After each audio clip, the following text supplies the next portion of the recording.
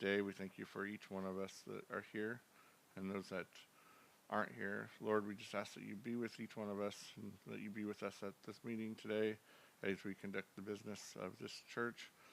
May our decisions be guided by you, and may our conversations be with you in mind.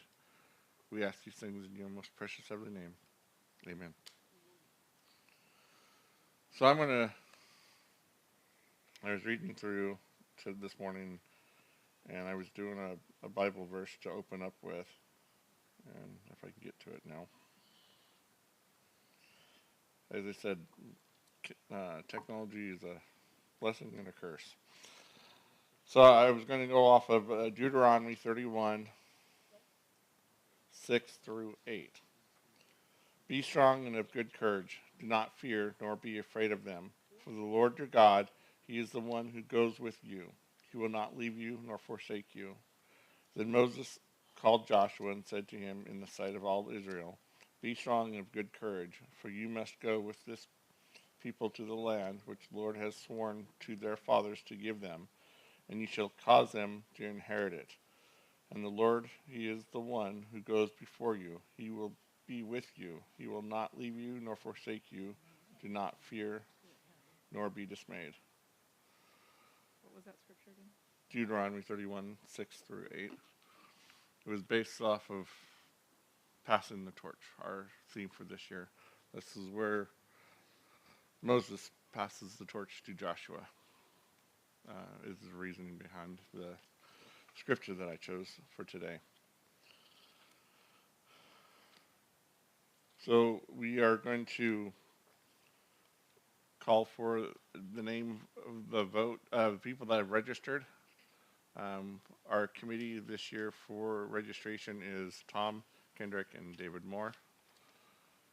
The first reading of names will be voted on by the board of directors, and then after that, all the subsequent ones will be voted on by the people that have been approved. So can I get a reading of the names, please?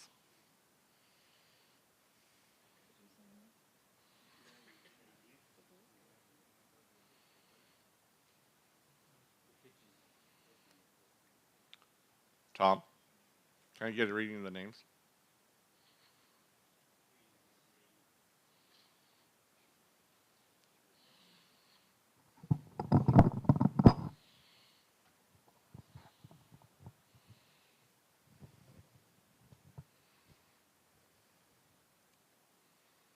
You want the board members and the people? No, board members are automatic Okay. registered. Sophia Fleming, Randy Sedlak, WR. I'm not sure who that. Wes Higgins, Marjorie Boone, Doris Stucker, Rodney Boone, Don Gibson, Norma Flannery, Jim Flannery, Carl Stucker, Melanie Moore, Caleb Rice, Lee Orth, Craig Moore, Jonathan Carson, Bob Lincoln, Becky Lincoln. Do we want to take the book to the kitchen help and have them added? Let's go ahead and vote on those names now and then do that. So if I can get all the board of directors to meet real quick, and then we'll call for a motion.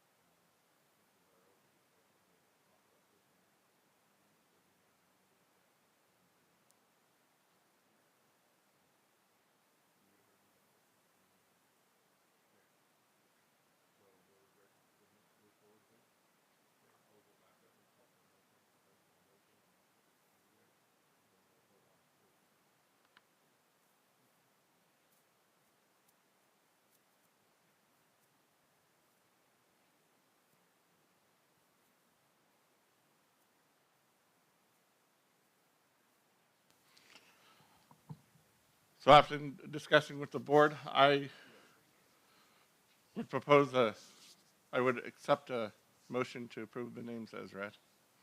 I so move that we accept the list as read. Is there a second? Okay, there's been a first and a second. A motion to approve the names as read. Board members only, please vote aye for approval and nay for disapproval. Okay, motion carries.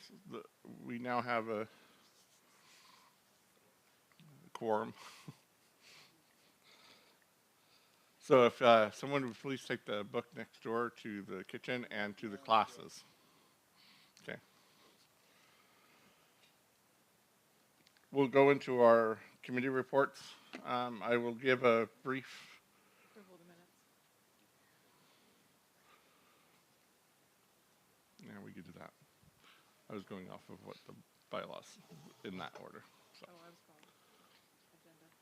You approve the agenda. Just a quick, what the board of directors have been going through over the last year.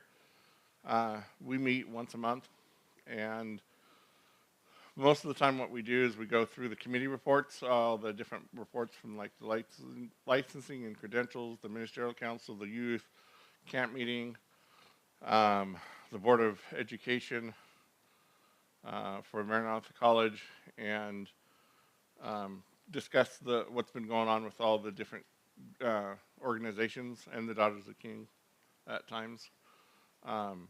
So that's a lot of what we do.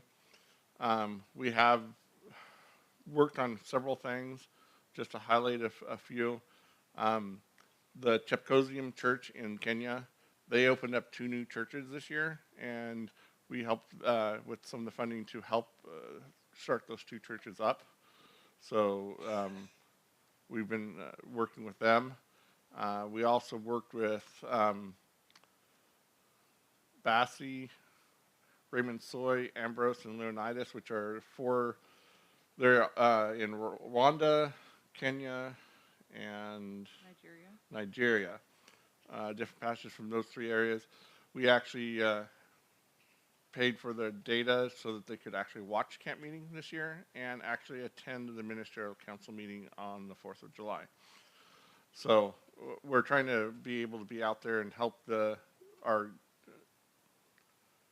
pastors and our associated or affiliated churches as much as we can. We've also we had received a large donation earlier this year for missions, and so we were able to also pass that on to the pastors in Africa that we've done earlier this year. We've also been working with the Kenya Council. A couple of years ago, there was a big thing between 2 of the organizations over there, and so we've been helping with that, but from the outside. We haven't been directing what they're doing. We've just been working with them to get reconciliation, and they actually have been a lot of forward steps on that. And whenever they've asked for help or clarification, we've been able to do that with them. So we still maintain our local autonomy, that we don't get involved with their individual differences unless we're directly asked by them. So, but so far things have been working well in that aspect. Those are just a few of the many things that we've discussed at our meetings, but a lot of our meetings are talking about, like I said, the different things that different parts of the organization's been doing. Are there any questions for me for anything for the board of directors?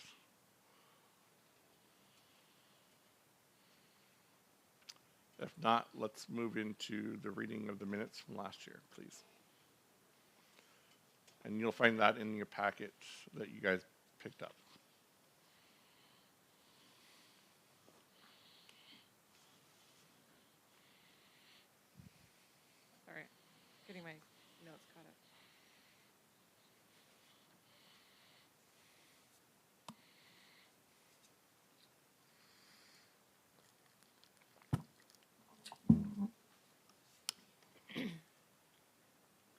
2025 annual meeting, 9:45 a.m., July 2nd, 2025. Meeting facilitator Earl Rice, President. Meeting secretary Sophia Fleming.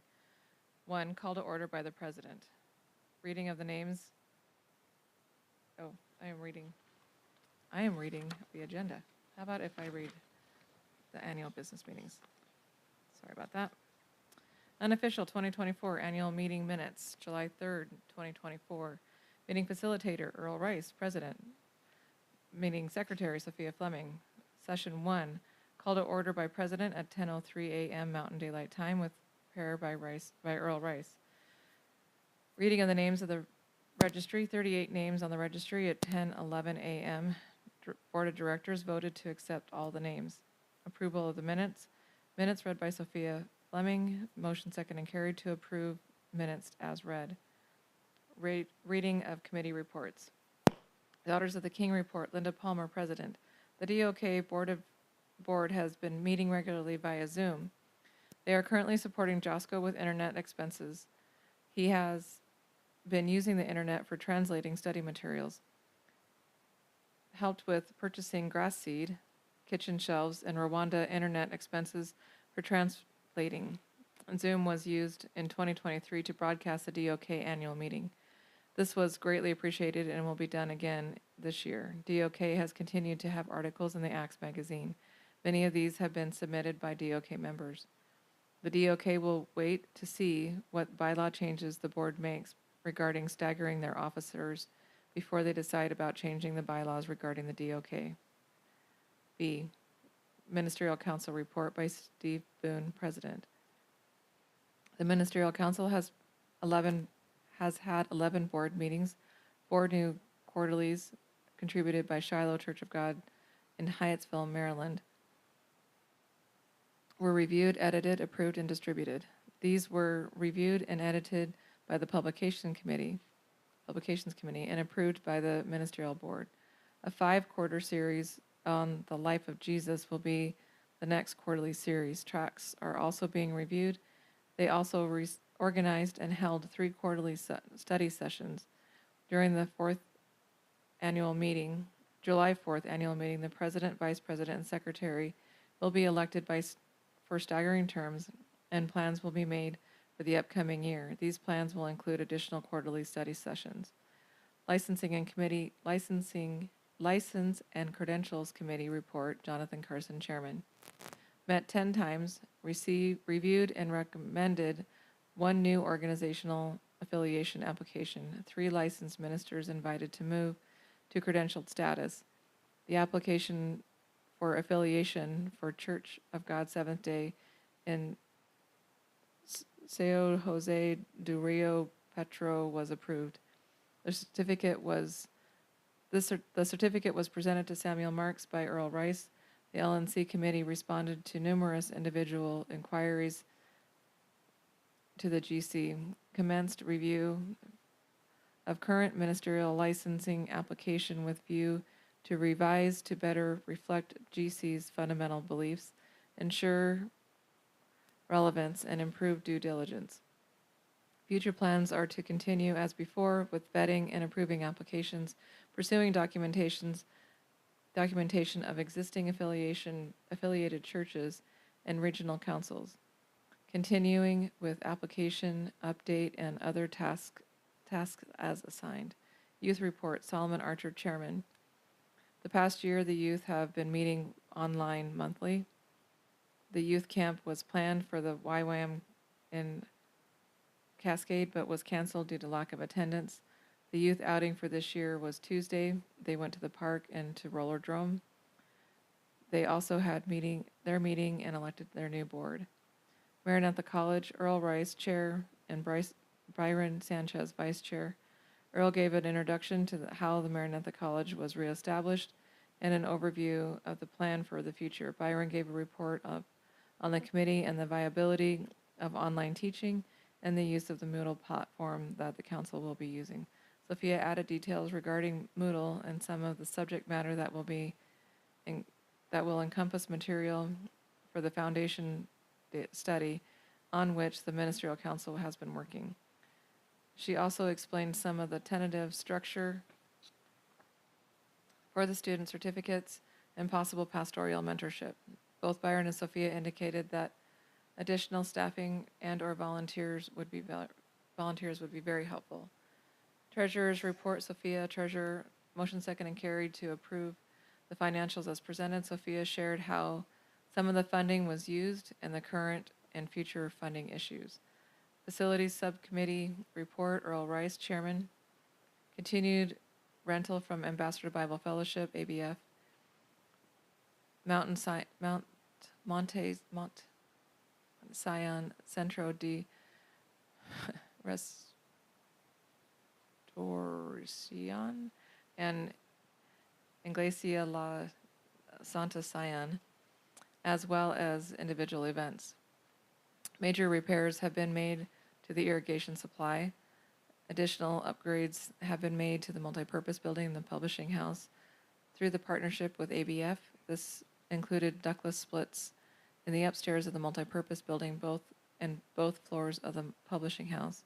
Repairs needed include painting exterior door frames of the multipurpose building, painting the duplex, replacing the lawn, adding automatic door openers for the multipurpose building bathroom, publishing house awning over north and south entrances.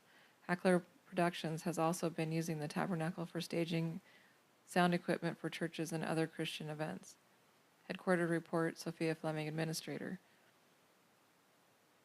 Fellowship of Christian Athletes has approached us for a partnership so that they can use our baseball diamond for practice. Increased traffic on the website has produced increased international contact with the GC. This has prompted the creating of a group of international missionaries and pastors to collaborate and encourage one another to grow the kingdom through evangelism and discipleship. This international fellowship has met twice so far, and additional meetings are expected. Also, there are opportunities to continue to grow and work with the Bucket Ministry in several of the countries where we have licensed ministers. A word from the President, Earl Rice, shared a brief time of testimony and encouragement. Motion to move old business to after elections and do elections prior to lunch break. Motion second and carried. Reading of Acts 6:2 through 3, the President and by the President and election. Reading of the new names on the registration, no new names added. Board member elections, 3-year terms. Earl Rice, President, 2026. Tom Kendrick, Vice President, 2026. Roger Boone, 2026. Les D'Souza, 2025. Steve Boone, 2025. David DeVue's term expiring. Craig Moore, term expiring. Nominees, David Moore received 22 votes and was elected for 2027. David DeVue received 24 votes. Election till term will expire in 2027. Craig Moore, 19, 1 invalid vote. Reading of the names on the registry, 1 name added. Motion to accept. Motion second and carried. Election of License and Credential Committee members, 2-year terms. Jonathan Carson, Chairman, term expiring. Denrick Rose, term expiring. Steve Boone, 2025. Les D'Souza, 2025. And Wes Higgins, 2025. Nominees, Jonathan Carson received 28 votes. Well, his term will expire in 2026. Denrick Rose received 16 votes. Term will expire in 2026. Craig Moore received 13 votes. Session 2 reconvened at 1:48 p.m. with opening prayer by Tom Kendrick. Old business, board to check the feasibility of providing tent pads in the RV area. Not feasible to use RV spaces for tent spaces. The area behind the publishing house already has sand from previous playground equipment. This area would be spacious and close to the power and restrooms, possibly include raised platforms. New business, turn a portion of the grassy area south of the duplex into parking. Leave all trees and an area for a small yard for the south side duplex. Motion to move forward with pursuing the preliminary work on turning the grassy area south of the duplex into additional parking. Motion second and carried. Discussion to discuss the options for creating staggered terms for the President and Vice President of the General Council Board of Directors. Motion to not stagger the terms of the president and vice president. Motion second and carried.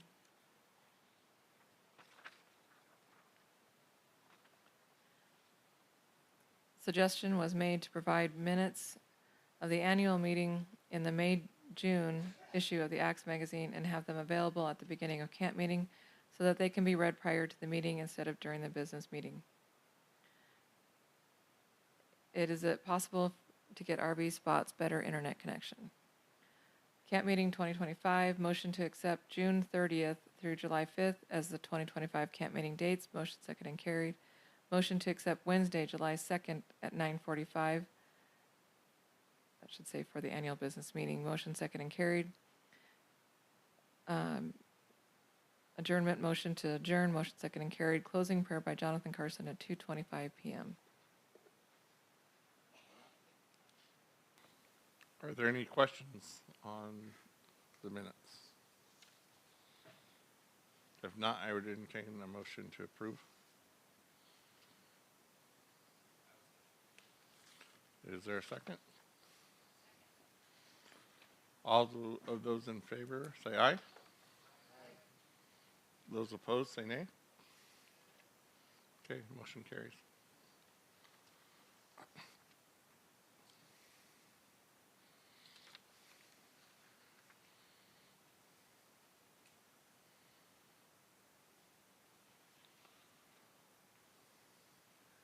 So this last year, as president of the board, it's been a busy year doing different things, working with the Maranatha College, with the Camp Meeting Committee,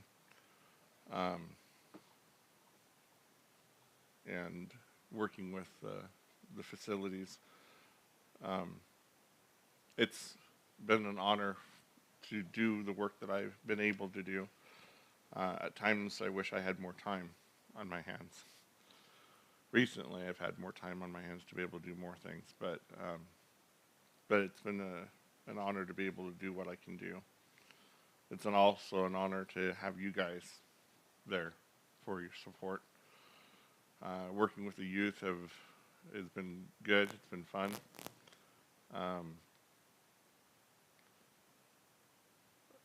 One of the big things is just to remember that we're all here to represent Christ and to know that all things are possible through Him. And so at times things may seem to be going slow, but maybe it's because the timing isn't right. And God will reveal that timing when He's ready for us to see those.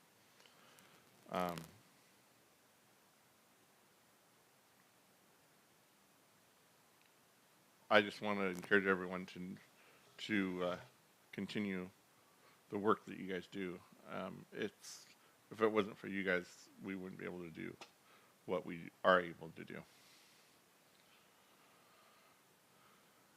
Jacob, do you have a report for the youth? Okay, you want to?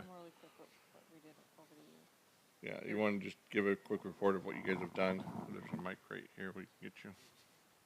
You have to have a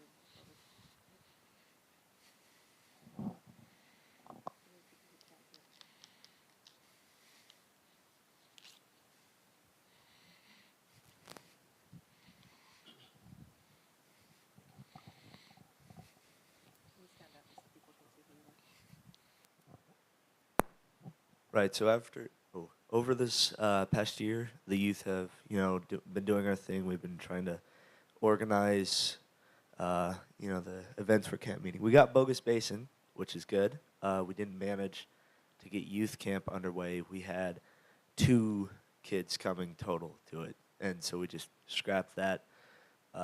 We did up the amount of meetings we were having. Instead of like once a month, we'd have one every other week on a Tuesday, which let us have a lot more successful meetings where we had enough members to vote, because some of us are working and stuff, so can't make it all the time. That was good, but still didn't get youth camp going. Wish we could do that next time.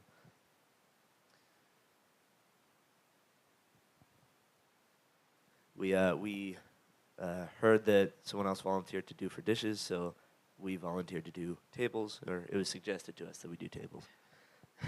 So we agreed that we would do that. Overall, I think it's been pretty all right. Could be better, but at least it's not, like terrible and, buried 6 feet under. Overall, I think we did a good job. I think so.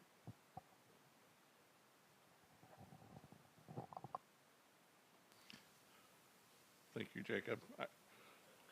Like you said, they have been meeting a lot, and between Sophia and I, we've been trying to be at each one of those meetings to help them and guide them through what they were needing to do for the different things, and give them suggestions on people for speakers and different parts of the different things that they're doing. Linda, are you ready for your report? Make one comment. Yeah. I just would like to say too, I've thoroughly enjoyed working with the youth. I think it's been amazing, their dedication.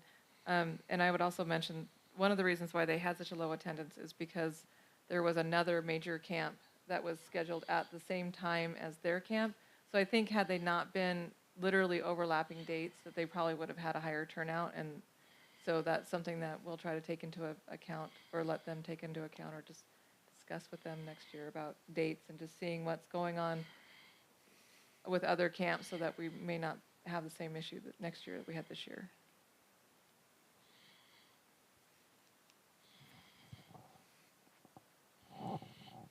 Good morning, everyone. I think most of you know who I am. I'm Linda Palmer, and I'm right now acting as the president of the Daughters of the King organization. So I'm going to tell you a little bit about what we've been doing the last year, kind of what we hope to do some of that for the next year. And also, we have a big thing going on with an amendment to the bylaws that Earl will be talking about later. But we still do the T-shirts in the Daughters of the King booth. Every year that's something that seems to go over well. We make them, sell them here, and then we send them to Midwest and they sell them there as well.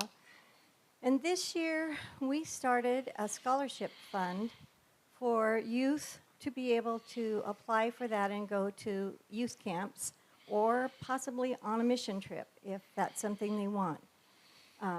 We did it in kind of a hurry, so we didn't get to put out a lot of advertising and knowledge about it, but right now we're doing $150 per person who applies if they meet the criteria of having a local congregation and attending church and all of those things. We have the form online that you can fill out and apply for that. Hopefully we can also help boost the attendance to the youth camps, and even to this camp we would consider, helping a youth come to this camp if they wanted to. I'm excited about it. I think that all the funds that we raised during our Daughters of the King auction, they should go to help support this church and build this church and grow this church, and that has to start with the youth. So that's what our board decided to do. We gave funds to help replace the mill over at the Shema orphanage that burned down, and we also helped put this new grass in out here by purchasing some seed. We purchased a tetherball and the supplies so the kids will have something else to play with. We decided, due to kind of the aging population of the people who try to set up camp meeting, we just really don't have enough people to get all the heavy work done that needs. So the Daughters of the King decided to pay for the labor to have the kitchen cleaned adequately twice a year, so that we would have a good, nice, clean kitchen when we came to start cooking. We also gave some funds to help pay for the girls in their girls' school there in Kenya, so that because they have to pay to go to school in Kenya. It's not like free school like we have here. And it's very expensive, and they needed some help. We also provide internet for Josco. Every month we give him a donation so that he has internet to do his work there in Africa. It means a lot for him to be able to print the material and then pass it out. It's a big portion of his mission. We also hired someone to paint all the shelves in the kitchen, clean them all off and paint them nice and white so the cans don't stick to them and they look nice. And this year, I don't know how most of you feel about cooking in your own homes, but I don't cook in aluminum. And we had a lot of old aluminum pans in the kitchen. So due to the risk of aluminum contaminating the food, we have gotten rid of a few aluminum pans and we replaced them with 3 nice big new stainless steel kettles for the kitchen. And then if you like the steamed vegetables, we also purchased a larger steamer pan so that we now have the ability to steam fresh vegetables enough to feed all of you for a meal. And then we also support the children's classes. And then I also mentioned the bylaw change that Earl will talk about later. The Daughters of the King, we have tried to meet more frequently through the year, and we do that through Zoom calls. We don't have a regular schedule, which before I resign next year, I hope to try to maybe get that put in place that we can have them scheduled regularly instead of just trying to gather everybody together when an emergency crops up. But we do meet. The general membership gave the board directive to do what we think we need to do. And so when something pops up or when something is needed, then the board gets together via Zoom call and or email, an email vote, and we decide what needs to be done. And that has seemed to work really very well. And I want to thank my board members. I can't tell you how much they have pulled my fat out of the bacon this year. And so thank you so much for all the hard work you do to make this successful.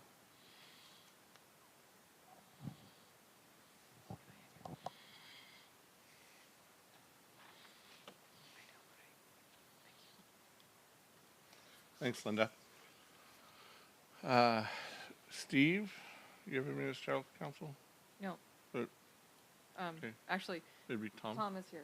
Okay. When I put Tom? this together, Tom. Do you have a ministerial council update or report?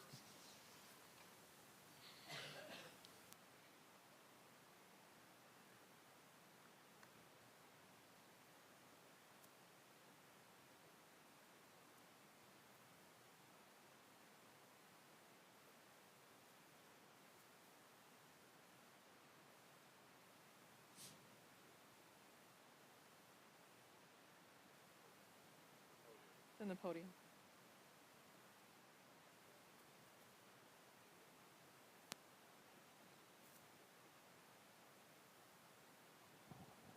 I have been called Wes, now I've been called Steve. My name is Tom, okay? My last name is Kendrick, and I am the president of the Ministerial Council. Need it closer, right? Now you can hear me, okay. We are a young organization. You guys are celebrating 75 years. We haven't celebrated our 10th anniversary yet. We're about 9 years old. We were established because ministers need to communicate with one another. And it hasn't been done for several years. The only thing that they did is every now and then they'd come to a ministerial retreat and get to meet each other. And then they'd go home, and 3 years later they'd have another retreat. So we decided it was more important for the ministers to communicate and try to resolve some of the issues that they have in their local churches. So now we meet once a month. And we have a Zoom meeting. And I would say we had perfect attendance until somebody got sick. We won't mention his name, but he is secretary, so. Other than that, we had perfect attendance for a year, and that was pretty good for a board. We have within us a publication committee which does a lot of work. They worked on the quarterlies, they worked on tracts, they work on the acts, they work on anything that needs to be reviewed and approved before it is issued as part of a general council document. So that's an important task that we have. In addition to that, we started Zoom meetings. We have 3 quarterly Zoom meetings during the year. We ask at the annual meeting for subject matter, and we get subject matter from them. We also get subject matter from the people who attend. They see something and they hear something and they say, well, we'd like to hear about, and we try to accommodate people, but we only can do 3 a year. 2 of them are in Zoom, and the other one is a 3-day meeting, which we keep asking every year for a volunteer church. And last year it was Hyattsville, Maryland. And that was a wonderful experience for Steve and I because we'd never been there. It was a wonderful experience for them because they never knew us. So Jonathan got to know my name is Tom. So that helped a little bit, right? The 3 Zoom meetings that we had were in October. We had the topic of establishing an in-depth Christian friendship. And that was an interesting session. How do we determine friendships within organizations, and especially within our own church? What is a friendship? How do we communicate that? And so we had a thorough discussion about that, and the results were satisfying. The second one was in January, held in the Shiloh Church, and it had to do with the veracity and authority of Scripture. And that was interesting. And we had 3 sessions. In fact, we had 4 sessions.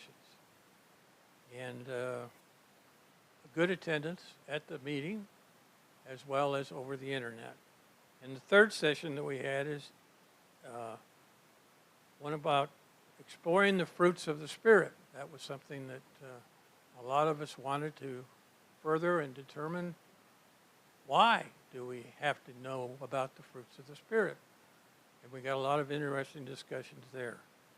As far as people coming in on the internet and viewing us, in the first session we had 35 viewers. So in addition to what were there at the meeting, we had 35 people in. On the second one, it was different depending on the session because of the time factor. But overall, it was like 28, 29 people a session. So that was pretty good. And the third one, we had 51 people. So that was the best one of the 3. And I think it was probably the one that people wanted to hear the most about because we don't get talks about the fruits of the Spirit. When was the last sermon that you heard in your church about the fruits of the Spirit? Long time ago, right? Anyway, we're having a meeting today, or what is it, Friday? We will have our annual get-together and talk about what we've accomplished and what we want to do next year, and hopefully come up with some more topics for Zoom meetings. Now, if you have something, let us know, because we need input and advice. But other than that, we're moving on. We're getting more communication, which is what we were after. We're getting different groups to ask us questions and talk about things, and so it's working so far. But like I said, we're a growth organization. We're trying to get there, and we're not there yet, but we're trying. And with your help, we'll get there. And that's it. So thank you. Thanks, Tom.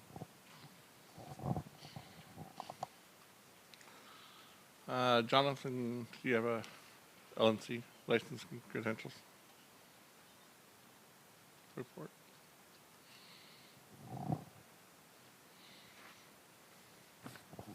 Good morning to everybody, and let me move over. I don't have anything witty to say. My name is still Jonathan. And nobody's called me by some other name. That's a benefit. I'm not sure there are any. Well, there was another Jonathan around here, Lance's little guy. But I'm pleased to be here another time. So I'm the chair of the Licensing and Credentialing Committee. And we don't have an extensive report. This was an easy year. Well, kind of, sort of. We only met, well, let me see if my little slide works. Okay. For those who need to know who the committee members are, I'm the chair. Steve is on the committee. Les D'Souza, Wesley, and Denrick are on the committee. And Sophia is our trusted secretary. does our minutes. It's a wonderful thing. And we met 8 times between July and June. I don't know why all the time I always go from July to June. And I know that the council is June to May. I stopped counting from July. So we had 8 meetings, all on Zoom. August, September, October of 24, in January, February, March, May, and just before we came to camp meeting in 2025, June, this last week. We have one licensed minister invited to credential status, and that is our wonderful pastor and brother Donald Leroy Gibson Jr., who's sitting there in row, what is it, 6? So he's welcome. But first time in camp meeting, correct? All right, so wonderful. It's good to have you. And we had no new ministerial applicants and no new organizational applicants either. That's a little disappointing, but it wasn't for lack of effort. I believe we did have, and this is just a breakdown, if Donald gets his name in lights, and then the other activities, we responded to numerous individuals. We get the calls or the emails, and Sophia will quickly forward them to me. And anybody asking about licensing or appears to be asking about licensing comes to me. So we responded to those, and then we continue reviewing the current ministerial license application to revising it. We haven't made a lot of progress, but we are, this next year we're going to try to tackle that and make sure that trying to get it to align, the application to align itself with the things most commonly declared among us. Right now, the application is probably 80 years old. I don't know, 75 years old. 70 years old? Pick a number, anyhow, older than I am. So we're going to work on that. We're trying to get that done, and we need to kind of put some fire to that. On the other, let's see what I got left here. Is that it? Hold on a second. Oh, actually, Caleb, I think I might have stopped the thing a little early. Okay. So what we're going to do this year is similar to what we do every year. We continue to vet and recommend approvals for ministerial licenses and church affiliations. Right now, we actually have 3 applications out there. I'm good at sending the applications. Sometimes the applicants are not very good at sending them back in a timely fashion. So right now we have applications with Javier Munguia. He's in Sacramento. Daniel Fecuera, he's in, I think, Connecticut. And Gerardo Murga, who's in Salt Lake City. He's in Utah. And so those applications out there now, and we're expecting them to turn those in momentarily. Hopefully we can see those come soon. We're going to continue documenting churches that say they're affiliated. Sometimes they have it on their letterhead, but we haven't seen them in decades. And they have not officially documented their existence. When I became the chair of the committee, we noticed even my church didn't have an official documentation. It's just something that the housekeeping wasn't done as well as I guess it could be.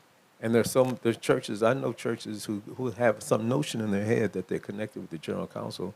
There's no record, no documentation, and I need them to do the needful.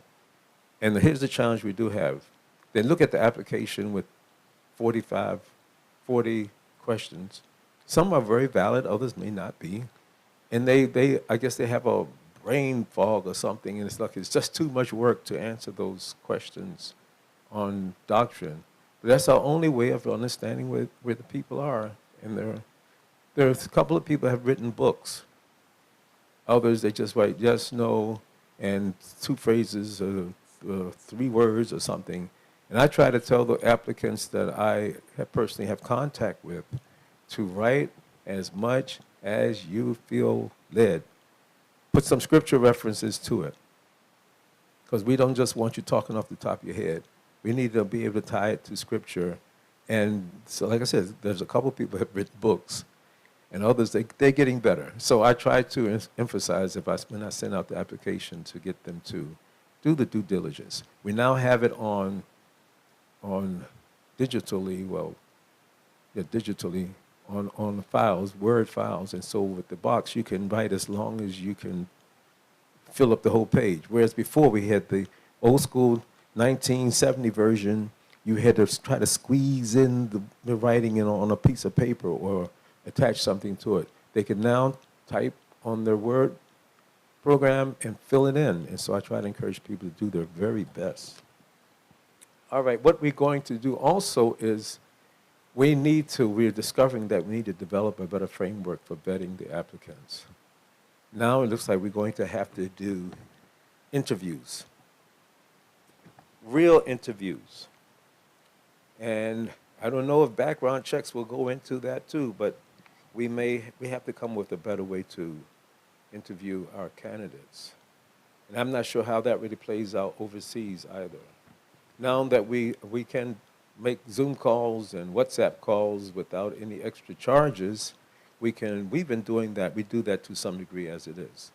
So we want to develop a better framework, something that's more rigorous, at the same time not creating another job for me. So who are my successors? As I pass the torch, I'm not passing the torch right now. Anyhow, I have another year, unless somebody else gets voluntold to pass, I can pass the torch too. But we're going to continue to do what we can to develop the interview process that makes it more rigorous, more functional, and get us better results. We continue this, and Sophia actually helps us with this. We review whoever's already licensed for their eligibility for credential status. And Brother Gibson is eligible for that. And we'll continue to update the ministerial license application for its relevance and consistency with the General Council Statement of Beliefs. And that's the work in progress that I think is like almost 2 years now, and we need to make a little bit more progress on that. Lastly, we will fulfill any additional tasks assigned by the Ministerial Council. We're not really asking for anything new, but if the council comes up with something, we will certainly comply.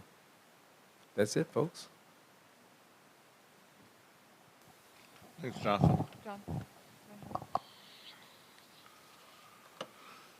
Trying to type We'll fast. move into the treasurer's report. So I want to, when you look at the treasurer's report, I want to make a clarification on our fiscal year and the dates on it. So if you notice it says 23, 24, and 24, 25, it's because our fiscal year is actually June 1st through May 31st.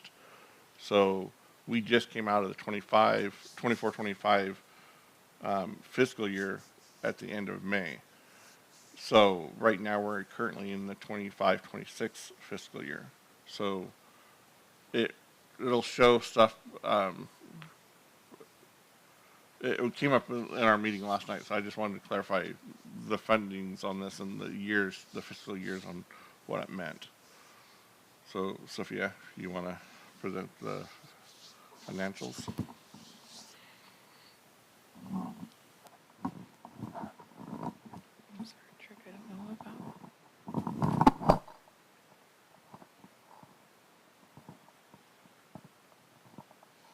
Does everybody have a copy of the packet, the budget, or this last year's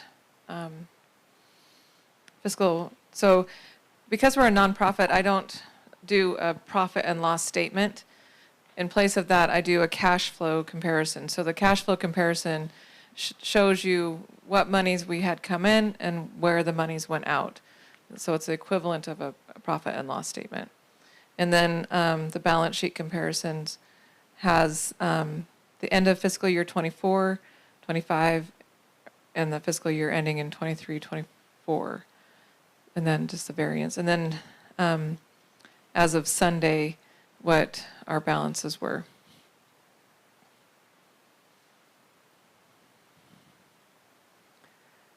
You'll notice that as far as our general fund, our donations were down $5,680, but God provided us with some additional facility usage that allowed us to cover payroll.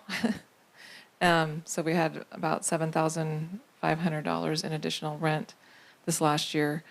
Randy's office is now under construction. It's going to be used by ABF, so they will have all of the upstairs of the multipurpose building except for the storage room for their classes and meeting and offices. So they'll have the upstairs of the publishing house and the upstairs of the multipurpose building.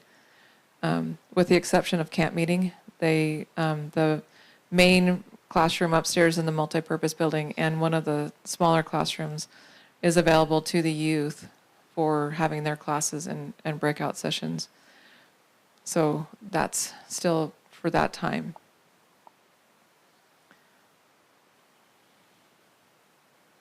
As far as donations go, it's the economy hasn't been great, and if you're tithing off of your wages and your wages are down, then donations are going to be down. But unfortunately, expenses don't go down when wages go down. So it's been a little bit of a tight year. I think we've hit the negative in our general fund pretty much every single month this last year. So it's a little bit tight. If you look at our fiscal year for the general fund, if this was a profit and loss statement, we basically lost $8,700, and so our cash flow is in the negative. So it's difficult to be in the world but not be of the world. So when you're talking finances, we're in the world and we have to deal with worldly expenses. It's also difficult because there are still things that we would like to do that we just don't have the staff to do.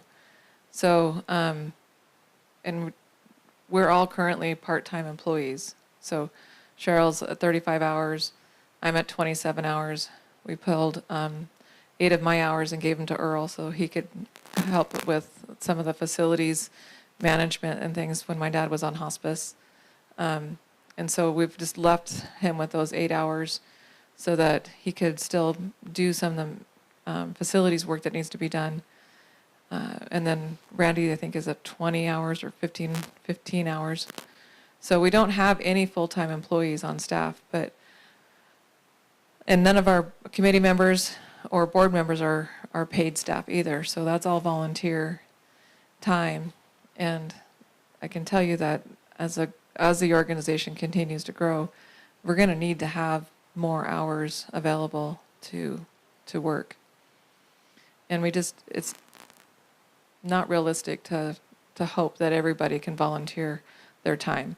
Because if they're volunteering their time, that means they have to work somewhere in order to make a living. And so it's, for most of the people on our board, they're either full-time employed or they're full-time ministry already.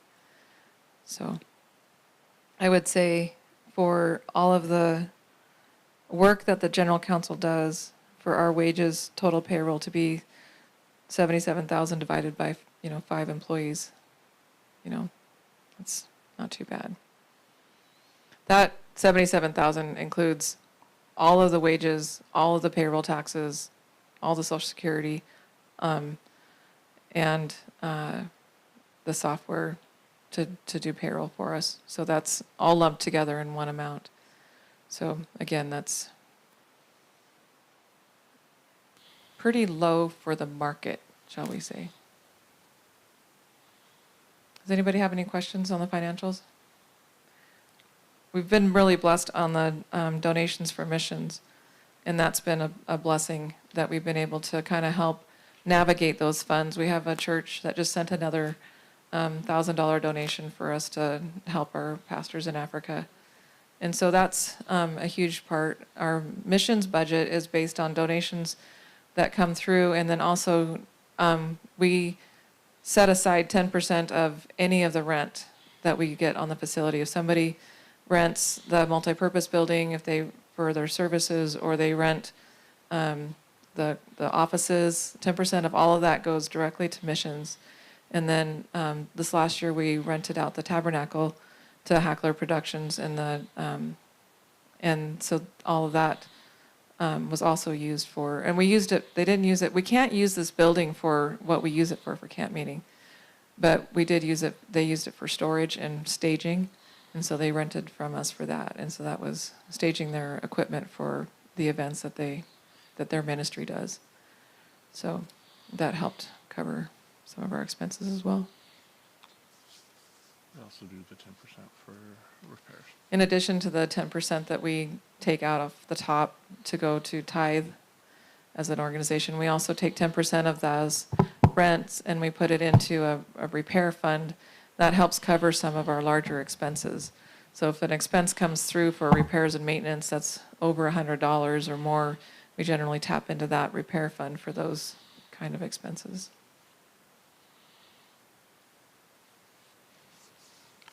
Are there any questions on the financials?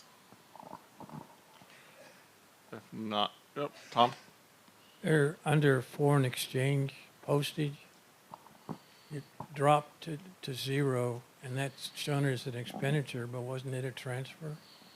If you'll note, there's some subscript at the bottom that talks about that. So the foreign postage, so the 10% used to go to foreign postage fund, and we just didn't have the foreign postage expenses that we had thought we were going to have.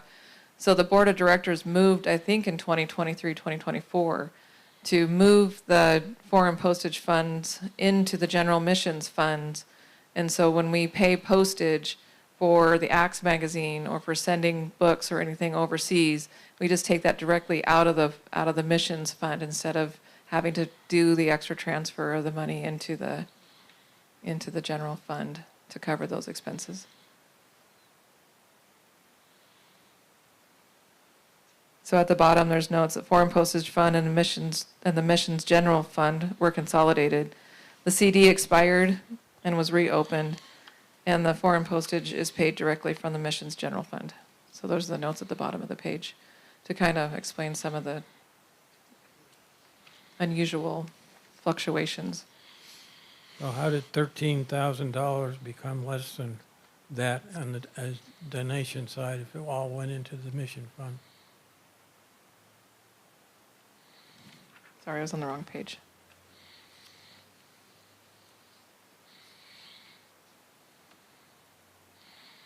Because of 13,000, some of this, again, this was fiscal year 23-24, so this was all done last year and approved on last year's financials. But just so to clarify, the 13,000 was the funds being transferred to the general missions fund and the foreign postage that had already been paid out of that account for the year prior to us closing that account and moving it into the general missions fund. That probably should be in that footnote. It was in last year's footnote when that transaction happened. I had to delete it to put the notes for 2025 in there. So you say 12,615 was part of the transfer in 2024, and then the 10,089 is fresh input for this year. Correct. It's not only, it's fresh, it's donations and the 10% rents. So that number is going to go up and down a lot depending on what is happening in our missions area. Like we had several donations come in. The Shema Academy and Orphanage had a fire this year. And so that's going to affect the amount of, because when we got news of it, we sent out an email out to our prayer request and updates lists, and people have sent in money to go directly to that. And then the year that we did, in 2021, I think it was, when we went to Africa and did the sewing machines and the clothes and the different things for Shema Academy, we had a lot of donations that year because it was for a specific event that we were funding. And so that missions number is going to fluctuate a lot depending on how active our organization is in the mission field.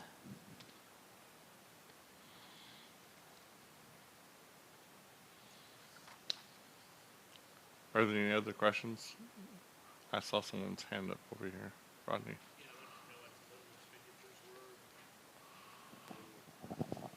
It's on there. Okay, Brad, I must Um, not, I haven't Total found it. expenditure for what? For general missions? Last year? So it's,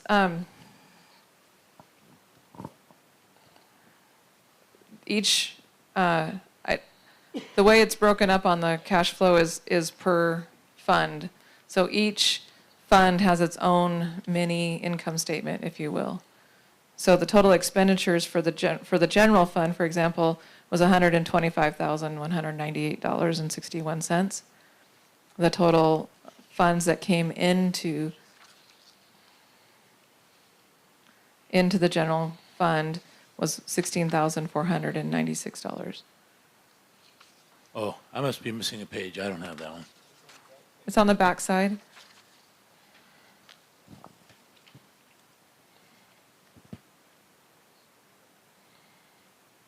Okay, I was just reading the front pages. Okay. Well, trying to be good stewards of our printing costs.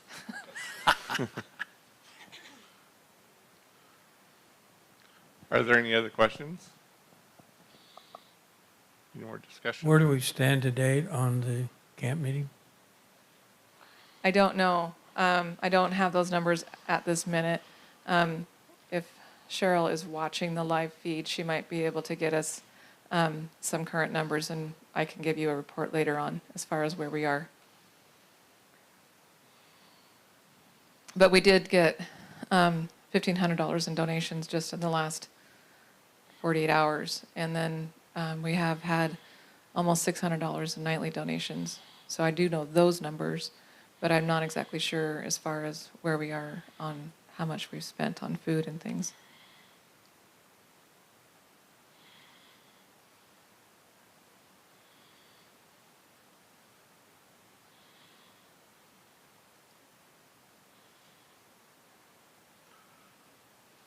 Okay, are there any other questions? If not, I would entertain a motion to approve the financials as presented. Is there a second?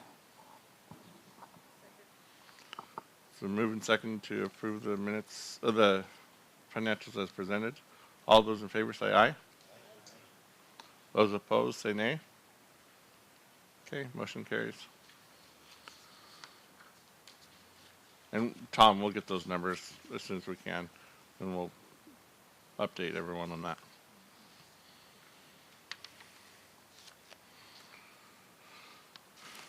So headquarters, as soon as she gets caught back up.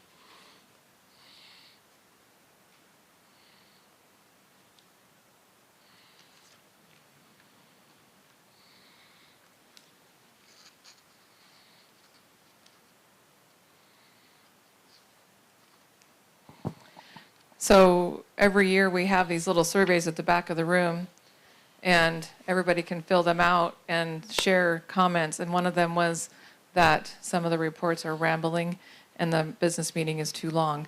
So in lieu of that, I wrote my report. Has everybody had a chance to read the report that I submitted today? It's the back of the last page. It's an extra page. Here's my copy. David, would you grab me a copy? Here, you can just use mine.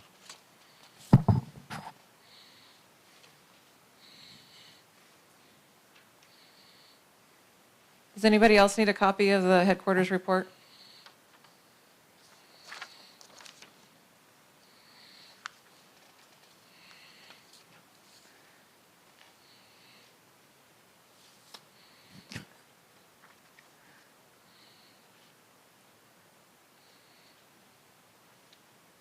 So just some highlights. One of the big things that we try to do is get our name and our name out there, and Facebook is one of those options. Right now, we have 142 likes and 152 followers. The only way that number is going to increase is if those who like us or follow us actually share what we post on that Facebook page. So I try to put all of our events on there, every time we update an ACTS, when that's published, that's on there. When we get a quarterly out, if I can, I try to do that. Also, is post those on there. One of the big things I was really excited about was going through our biblical resources page on our website. That is its main purpose for existence. Our website is to share God's word, as far as I'm concerned. And so currently we have, so each of these bullet points under biblical resources is a branch off of that main menu of biblical resources. So right now we have archived Acts magazines from 2021 forward. So you can go on there and read them online. So we have a total of 27 issues once I get the May-June one up. We have Campmeeting audio archives. How many people liked coming back to how many people liked coming to camp meeting in 1974, 1980, 1985? How many remember some of the great speakers that we had in the past, as well as the ones we've had in the last 5 years? You can go to our website and listen to every single recording that we have had available to us since 1974 forward. So if you want to listen to Pastor Hawkins speak, you can. You want to listen to one of the Walker brothers, Jonathan Carson's dad, Samuel, any of those that you'd like to listen to, those are available on our website. So from 1974 forward, those are all the recordings that we have. So that was a joint effort between Randy and Cheryl over the last few years to get those digitalized, all the old cassette tapes. So that's all available. On the Children's Corner, we have 50 pages of PDFs that can be downloaded for children's activities and stories. And we have Bible studies. So every single quarterly that we have digitalized on our website, each page, so there's 29, say there's 13 lessons in a quarterly. Each lesson of the quarterly is a page. So currently we have 545 pages of Bible study material on our website. Over 30 quarterlies, and a lot of that study material has been translated into Swahili and Kinyarwanda. We have a request from an African pastor who went to Nepal and had some success in Nepal, and they would like to have our quarterlies translated into Nepalese, I think. So those are that. And then Samuel Marks is also translating some of our material into Brazilian Portuguese. And he sent us, they have their own publishing house that they're working on finalizing, and so they have some of their stuff there. So that's exciting. And then we have the quarterly forums. So if you didn't get to attend a quarterly forum, every one of the quarterly forums has their own web page with links, and if there was any material supplied to us, like their PowerPoint or their Bible study material, all of that is also available on the under the Ministerial Council website. So, and then this year we added forms. So, if you RSVP'd for camp meeting, that was one of the new forms that we created. The permission slips and the release of liability forms for the youth are all on there. Registration for the children's classes is on there. The DOK's scholarship application is a form that we have available on there. And then I'm hoping to work with the licensing and credentials committee so that the affiliation application and the licensing application will also be available on our website, so people can fill it out on there. Quarterlies, we started last year with the Introduction to the Gospels Quarterly. It's a 5 quarterly and quarterly series. And as we got into it, we found more errors in the printed copies of them. So it's taken, as Wes Higgins is on our publications committee, as he shakes his head, we've had to spend quite a few hours of our publications committee time revising some of those things so that we had the proper scriptures and or maybe some clarifications on teachings. So the next thing is, we're working, I'll let the Board of Education talk about the Maranatha College stuff, but the class that we are using for that is the one that we're going to convert into our doctrinal studies quarterlies, and then we'll use that quarterly base for making our youth curriculum and our possibly even maybe go as far as children's curriculum. I'm also working with Rose Ogren and Anna Marks, Marks from Brazil. The Brazilian church has written children's curriculum for their churches, and Rose has helped us with translating those Portuguese lessons into English. I just have not had time yet to then put them into a format that we can produce and put on, so we'll have those lessons as well. They did, the Brazilian church has a daily reading with through the Gospels as part of their Lord's Supper preparation.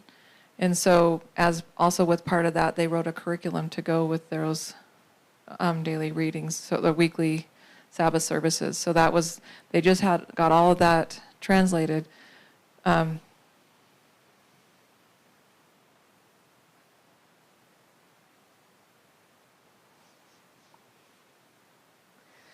winter was a little hard.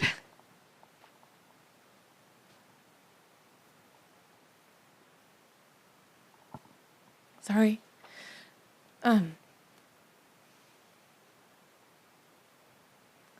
Grief is a weird thing.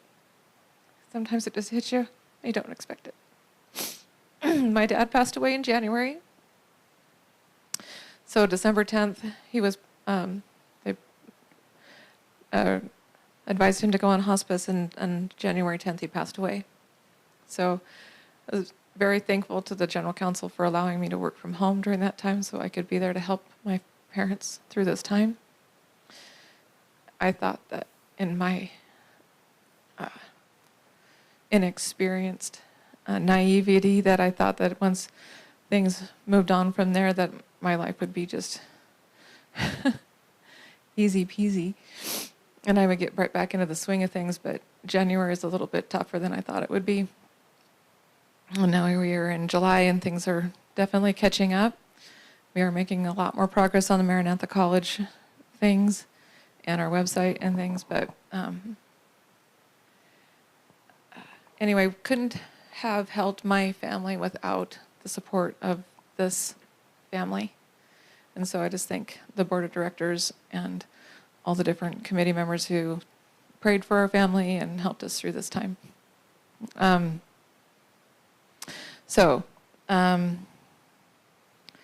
of the things that we really tried to start last year that got kind of tabled was the International Fellowship for missions, and so that was something we're hoping to revive and have more energy with this upcoming year, especially since we would like to go to Nigeria for a mission trip for a multitude of different reasons. It just feels like that's the direction the next stop should be for us to go, is to Nigeria. But it's going to take a lot to prepare for that trip and decide what the Lord really wants in that direction and what he wants. And so having that international fellowship would also help us craft what that mission trip would look like based on what their needs are. We don't want to go in there as a and tell them what we're coming there for. We want to go there to serve. And so we need to find out what they need as far as service. There are some prayer requests on the back. As I mentioned earlier, that we reallocated some of my hours and wages to Earl so that he could come up alongside and take over some of the general management areas and facilities questions that come up. And again, I'm just going to read this. The ongoing dedication and service of Randy Sedlacek and Cheryl Henderson remain a tremendous blessing to the kingdom work happening here. We couldn't do what we do without Randy and Cheryl and Earl. But also, although Noel Stockwell is not originally officially on our staff, he is, how many people think it looks nice out here? He's out there every day, 90-some years old, trimming bushes, raking leaves, trimming trees, scraping sidewalks, just different things year-round. And so he's really a true blessing for us on that. And then Nathan Palmer, always coming through for us when it comes to electrical, sound, or video that we need throughout the year. If somebody's renting our facility and they need something outside of the box, he comes up and helps us. And Kanan Hackler has also helped us. Kanan has donated a lot of equipment for upgrading our sound and video for camp meeting, as well as our sound and video over at the multipurpose building. So ongoing prayer requests, our release for our copier that we print everything on is up this month. So we might get to upgrade into a light production unit, which is a big upgrade for us. So prayers for that.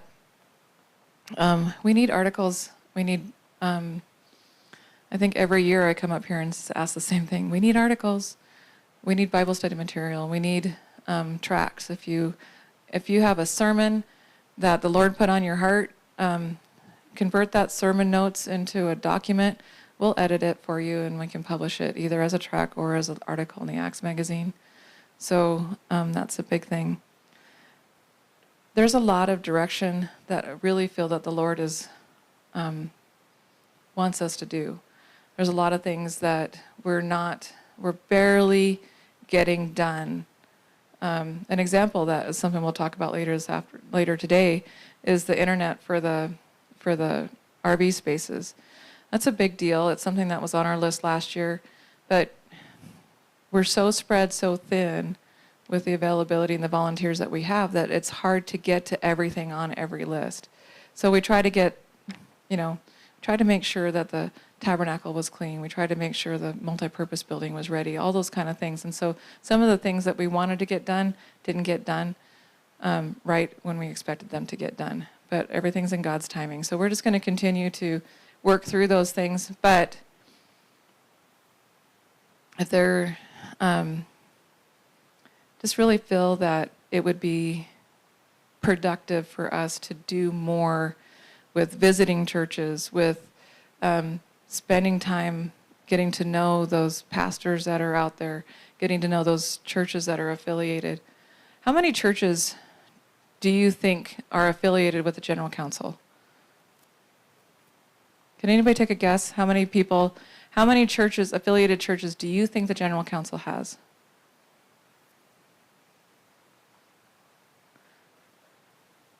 Nope. Less. 12. There are 12 affiliated churches with the General Council. Only 5 of them are the United States. 3 of them are in Canada, 1 in St. Vincent, 1 in Brazil, and a couple of affiliate organizations in Kenya. So we can't really, with our churches in Africa, we can't really ask them to help with supporting us in any way. So that's another thing too, is just being able to get to know how those churches that we have affiliated with us, how can we serve you better? What can we do to help in those areas?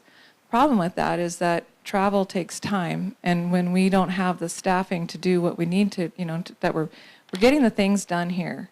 There is progress on this list, but there is so much more we could do if we had more staff and more time to do that. So my prayer is that you guys would pray for us, that if God wants to expand the staff here, that the funds would be able to come together so that we could do that. Because right now we're making it, but the skin of our chinny chin chin.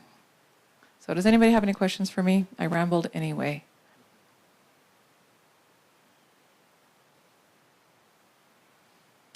Today is the 10th anniversary of me being the secretary of the General Council.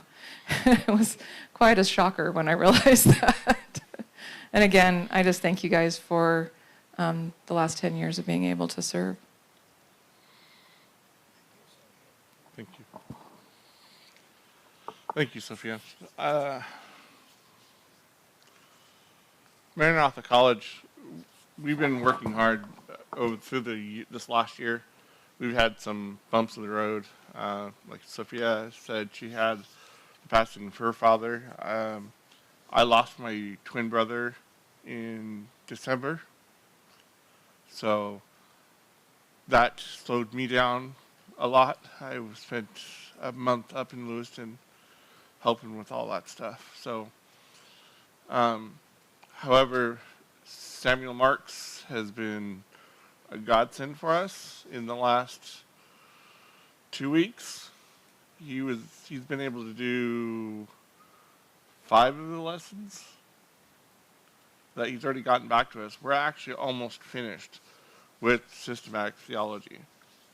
We only have, out of 29 chapters, we only have 8 left. Between 5 and 8 left. 2 of them are mine that I have to finish.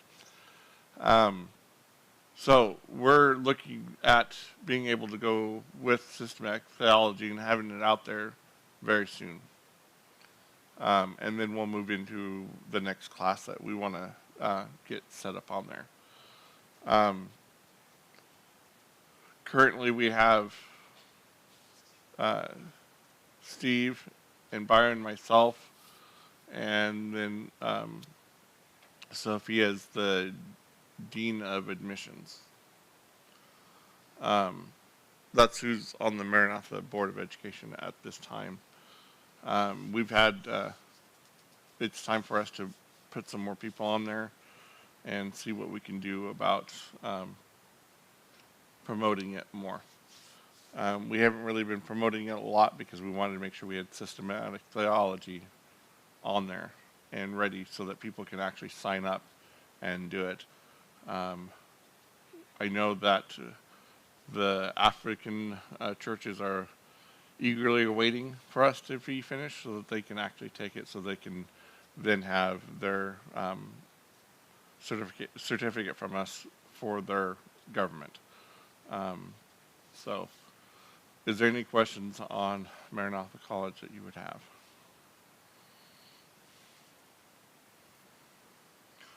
Okay, we'll go into facilities. So as we've been talking about the facilities here, it's been actually a really good year. Last year during camp meeting, we actually started painting the doors and the door frames. That got finished. So if you've noticed, all the doors have been repainted on the outside and the trim's been painted. We've also, in the men's restroom in the multi-purpose building, we painted the walls and the ceiling, repainted the floor, and sealed the floor. So it's more up to date and cleaner. The main room in the multi-purpose building, we rented a commercial cleaner, scrubber, and cleaned the floor in there and resealed the floor. I don't know when the last time we sealed the floor was, but it was getting to a point where we needed to do it. There were some spots where the concrete was starting to, I don't know what it's called, oxidize almost. But we were able to seal it, and that should help with the longevity of the floor. You may have noticed that we did install automatic door openers on both the men's and women's restrooms. That was a request that's been on there, so we were able to finally get that finished. We've had to update some of our emergency lighting and exit signs. The batteries were dying on them, so we had to end up either changing the battery or changing just the fixture, and it was cheaper to just replace the fixture and put a new one up. Between the church and the multi-purpose building, it's something we've been working with the DOK on. We actually did go in and we rototilled the whole ground up, and then we spread down compost to help get some nutrients into the ground, and we replanted the grass there. It's starting to come in pretty well. There's still some spots that are patchy that I think we just had the compost a little bit too thick right there. But we're going to continue. We have more grass seed that we can still put down once we get those areas taken care of. We've actually started working on the big area too. A lot of the grass out here there's a lot of weeds out here too. So we're going to start working on the grassy areas to make them into more grass than weed. Um, we've renewed the contract with ABF for another 3 years. No. Yeah.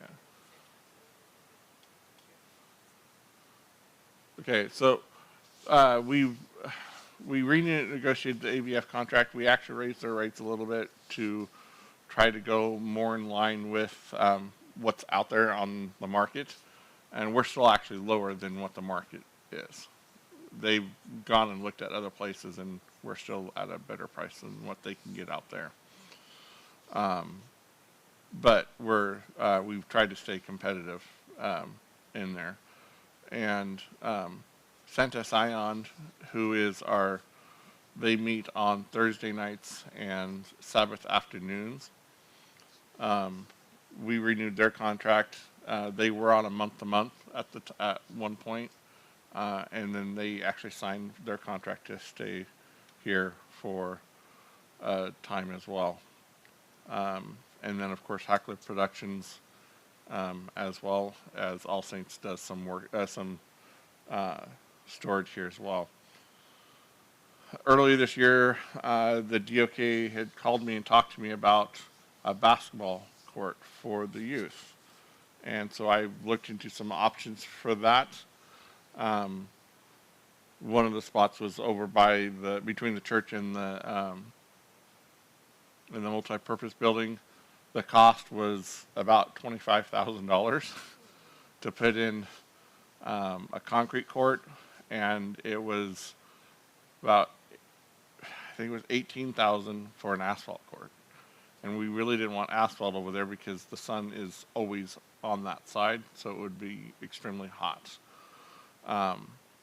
We did look at another option, a versatile, but we have to see if one of the things is it needs to be on something that's solid so that the ball can bounce correctly and consistently. So at this time, that one has been on hold until we can figure out a better spot for it and what we're going to do on that one with the DOK.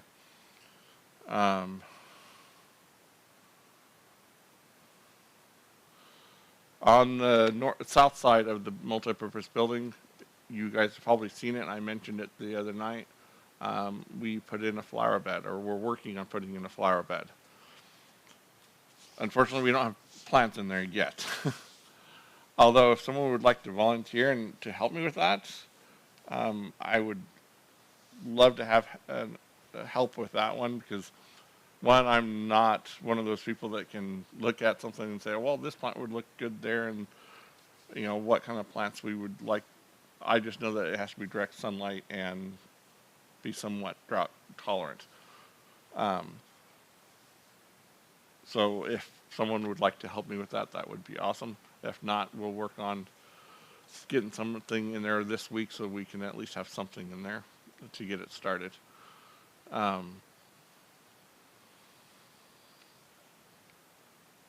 don't think I had anything else. Is there any other questions on the facilities?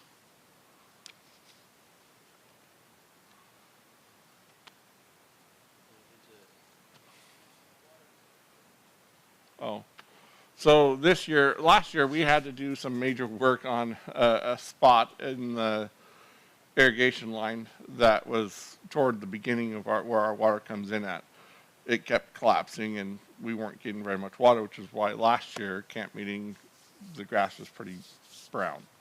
However, this year, since we dug that pipe out and we left it open, after talking with the homeowner that owned that area, he agreed to go ahead and leave it open instead of paying for a new culvert to go in. And that's actually been an improvement for us. We've actually had water and have not had any issues, which is great. Which is why we're green right now. So it's been great on that. We've had some heads that we've had to change out. It's the system here is aging, as well as the buildings and everything like that. So we've had to go through and, like out here, you'll see a spot where we had to fix a break in the line because it just things have happened. You know how it happens with systems; they break. So then we have to go in and fix it. So Randy's been staying on top of it as much as he can, and then I've been trying to help him as much as I can. But he's been doing most of the work on that. So, Jacob, you had a question? Oh yeah, one of the showers is kind of like broken. It doesn't put out as much water. I will fix that. It's actually a pressure reducer that's in the head that needs to come out. He was in the men's restroom in the shower. One of the showers isn't very strong, and when we put those heads in, they have a pressure reducer inside of it. So we just have to take the head off and take the pressure reducer back off of it. So again, that was on my list to do, and I never got to that far. So yeah. So any other questions? Okay, is there any new names on the list? There are 7. Okay, can you please read them?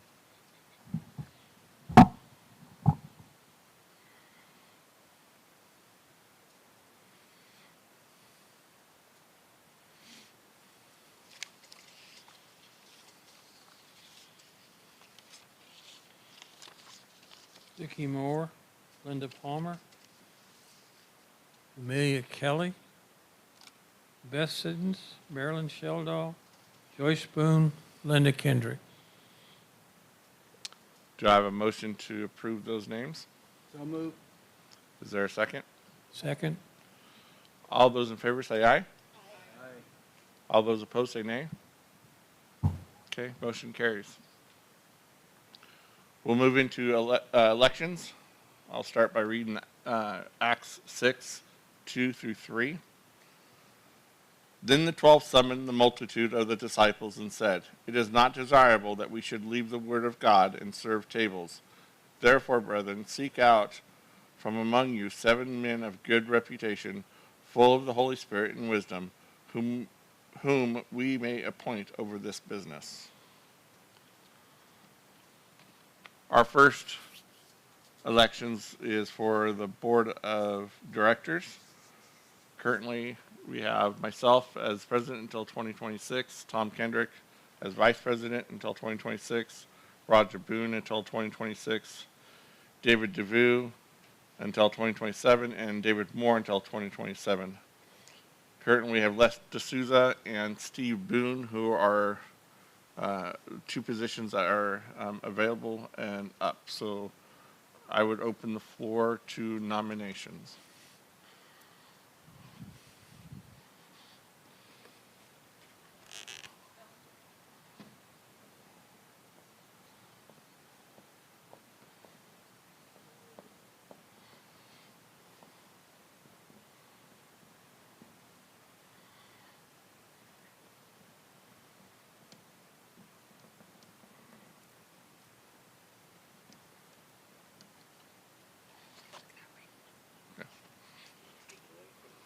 Yep. Any nominations? Les D'Souza.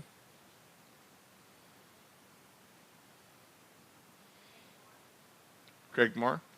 Craig, do you accept the nomination? Craig Moore.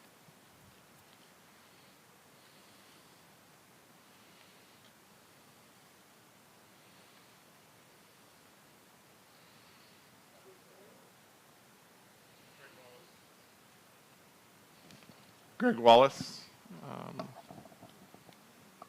Not in here.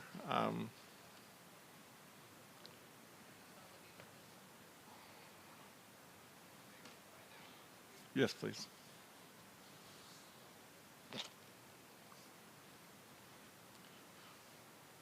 Any other nominations?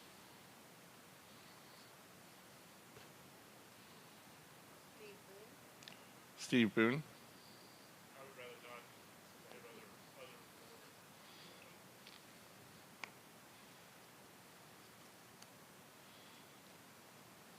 Move nomination cease.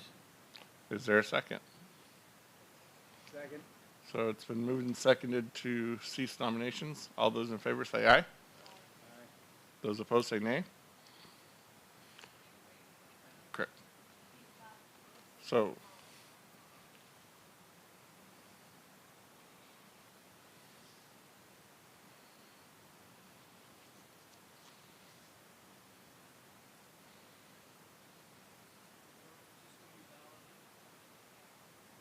yes. So, yeah, do we have the ballots? Okay.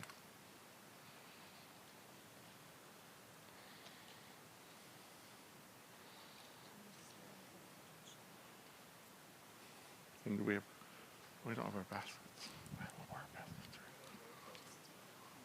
Yeah, that's what I was going to do.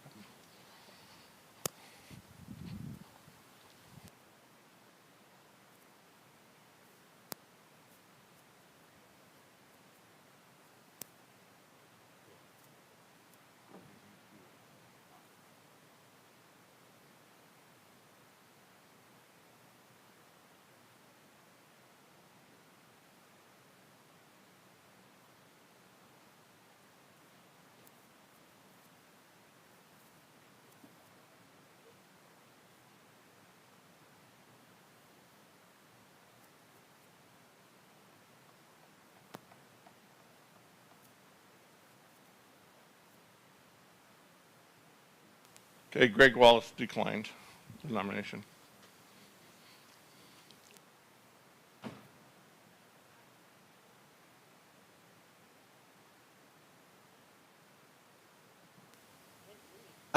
Seeing as there are two positions needing to be filled and there are two nominations on the board, we could simply move to accept both.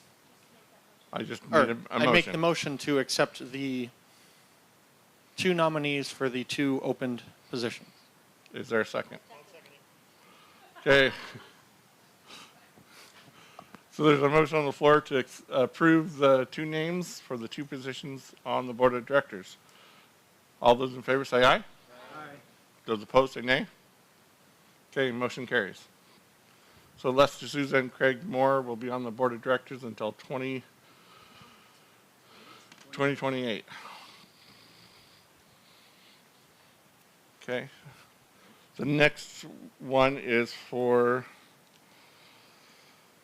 the LNC committee, License and Credential Committee. Currently, we have Jonathan Carson, who's on until 2026, Denrick Rose until 2026, and Steve Boone, Wes Higgins, and Les D'Souza. Our terms are up this year, so we have 3 positions open right now for the LNC committee. I would open the floor for nominations.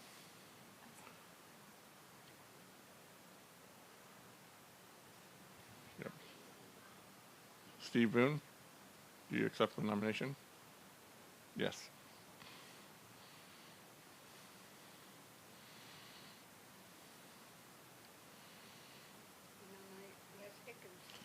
Wes Higgins, do you accept the nomination? Wes Higgins?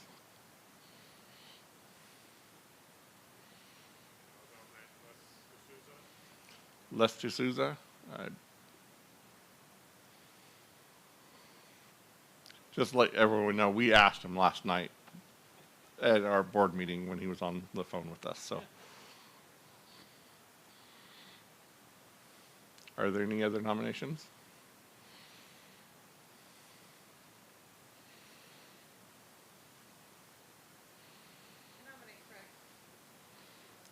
Craig Moore?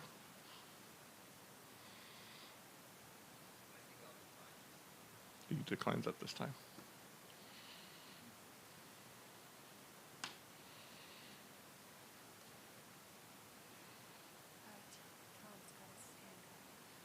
Tom? I move we cease the nominations. Is there a second? Second. It's been moved and seconded to cease nominations. All in favor say aye. Aye. Those opposed say nay. Motion carries. So we have 3 open positions. We have 3 nominations. I move to accept the nominations to fill the open positions. Is there a second? Second.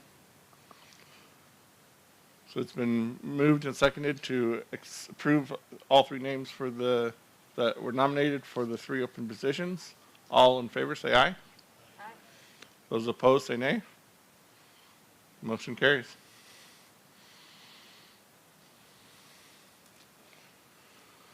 Okay, are there any other new names? No. No new names. Okay, we'll move into old business. First one is the parking lot of the grassy area. So the grassy area up in the front. We talked last year about putting in a parking lot up there. I've done some preliminary work on that and working with the Dr. King when I was doing the asphalt quotes and stuff like that. And the cost was, they wouldn't even give me the price. They wouldn't even come and visit me, actually. I put out multiple quote requests and no one ever wanted to even talk to me. And when I talked to the person for the concrete and the asphalt, those two people, they they didn't want to come out and even give me a quote for it.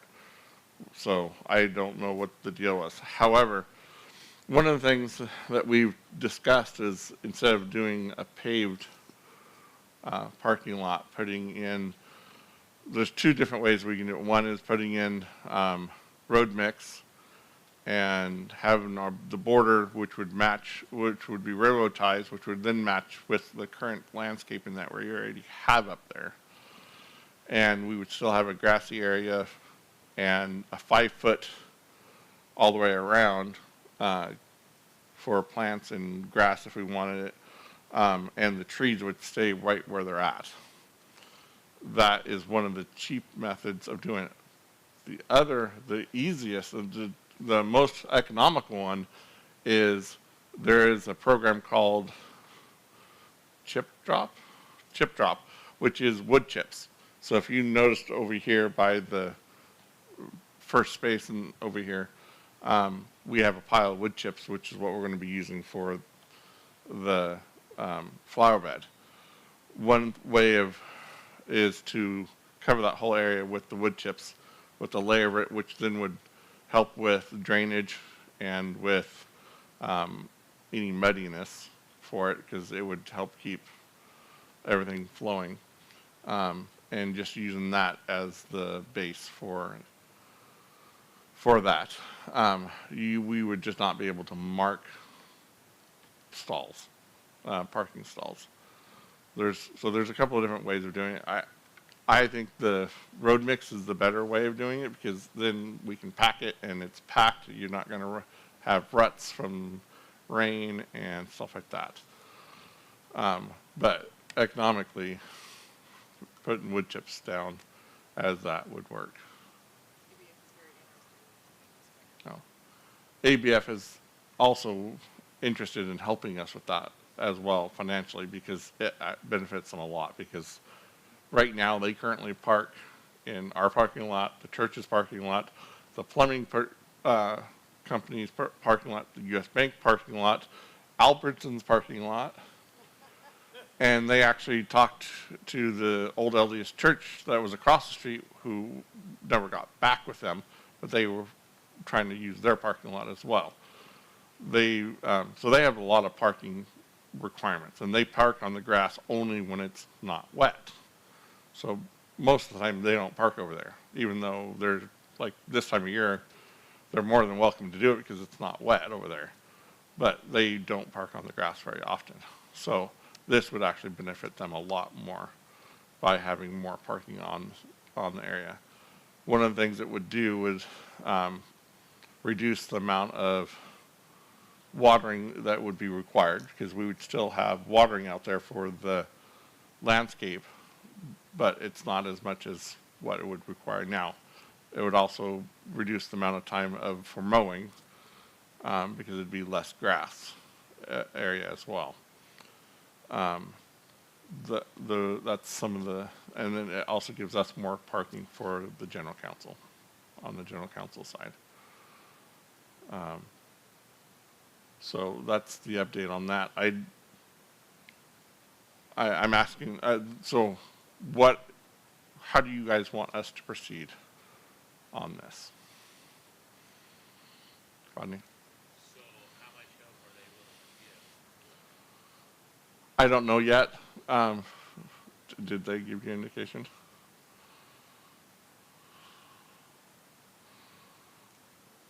I have not talked to him personally, only because I wanted to wait until after we've had our meeting here to discuss it. But there was a meeting I did not attend that Sophia was at. So They're very, very interested in helping us with that because of their needs. And so as far as how much, we haven't been able to determine what financial route we were going to go on the, so they haven't said, they can't throw a dollar number down until they know what we're actually looking at for expenses. But much of the improvements that we've done around our facilities are done through a rent reduction for them, like they have fronted the money for the air conditioning, and then we do a rent reduction. This is so important to them that I don't think that they would expect as much of a rent reduction, because the parking lot is such a big deal for them that they've asked every other month since last year's camp meeting if we've made any progress on it. So I think it's something that they're very interested in helping us. I think the other expense that we haven't really talked about was putting some kind of, we're going to have some backhoe work done to maybe pull some of the grass out, to maybe put a thin road mix layer so we don't have standing water under the bark. But we wouldn't need as much road mix if we had the bark on top to help keep the grass down. and some road mix. So do a thin layer and then do bark or wood chips.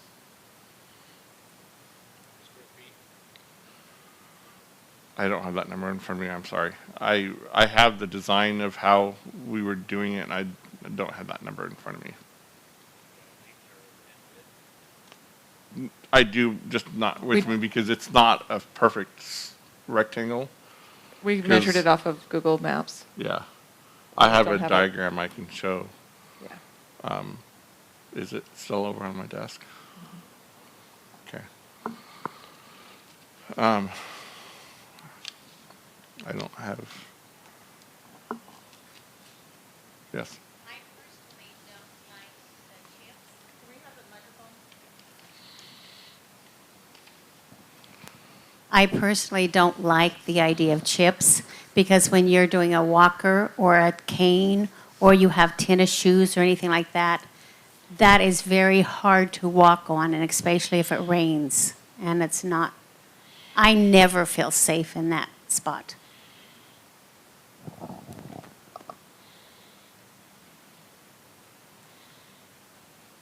had a hard time getting bids on asphalt. What kind of a job we'll get bids on that? Yeah. And one of the things with the road mix, with road mix, or even with the wood chips, we can get a skid steer, or we have access to other equipment that we can do a lot of that work ourselves. Asphalt and concrete's another story. But the main cost of that would be the materials. Also, Doris, on your point, I appreciate your point a lot. One of the things is that if we had more parking over there available, it would open up more areas for the pavement.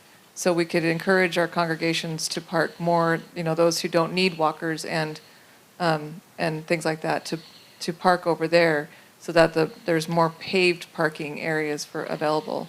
So that wouldn't hopefully decrease the concern on that. But it's a very valid point. I appreciate that. I'd like to make a motion to move that, pursue the gravel. So there's a motion on the floor to pursue putting in road mix to create the parking lot area. Is there a second?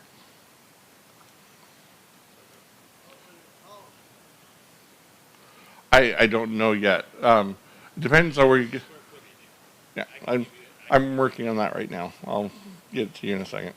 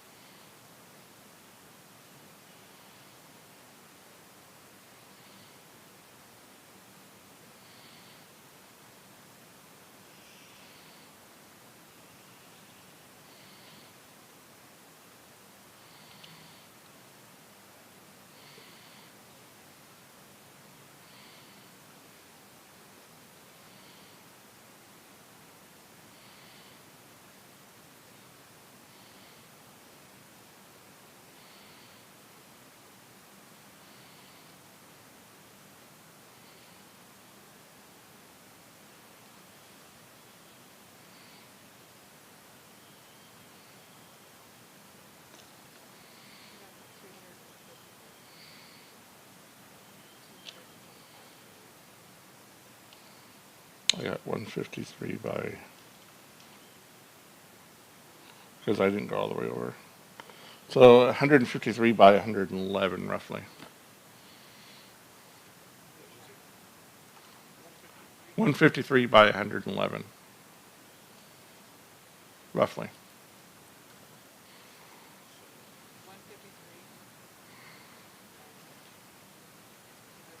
111.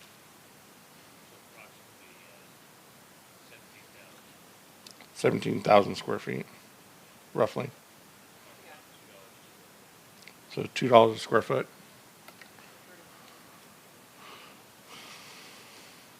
So yeah, 34,000, roughly. And if they charge a delivery fee, is that part of the $2? Everything, okay. So it's roughly 34,000 plus the cost of railroad ties, and sometimes you can find deals on those, whether it's on Facebook or whatever.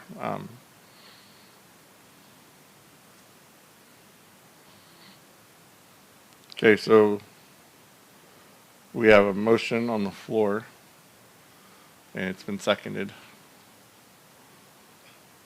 All those in favor say aye. Sorry, the motion on the floor is to move forward with putting in the parking area with road mix. Yes.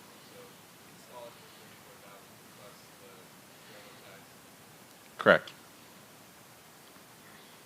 So the question was to move forward with it with the 34,000 plus the cost of the railroad ties.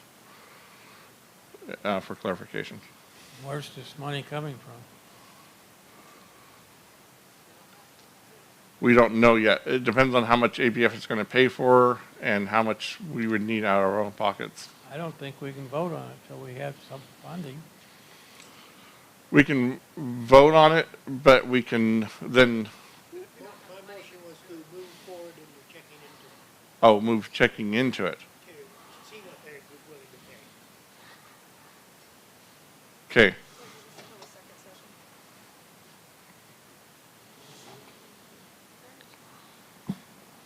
Is there any chance we could table this until I send a text and see if I can get any reply from ABF staff?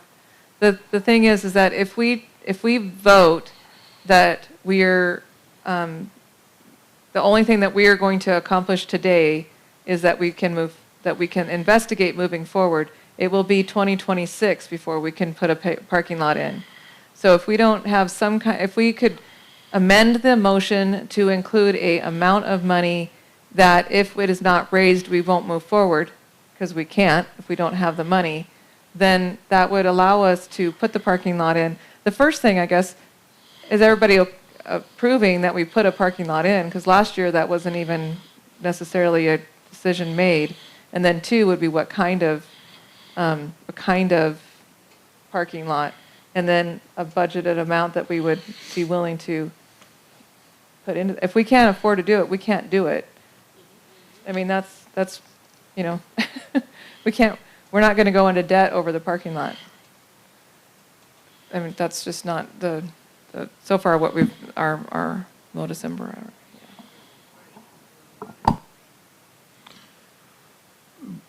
We don't know where that money is coming from yet. All this is allowing us to move forward to see and even reach out and see if anybody wants to donate to help to pay for it. We can't, and also go to ABF to see how much they're willing to pay for it. We would have to raise the money for it. It will not even be put in until the money is raised for it. But we need a motion to be able to start raising that money and to put it in once we do have the money.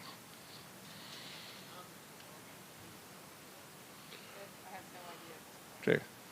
Wes, you want to reiterate your motion? Basically, motion is to move forward and to, I guess, feasibility of us wanting to put it in. Or how do you label that? Clarify, so, are you saying the motion is to move forward, if feasible, Yeah, to if put feasible. a road mix parking lot in front of the, I would, yeah, if feasible.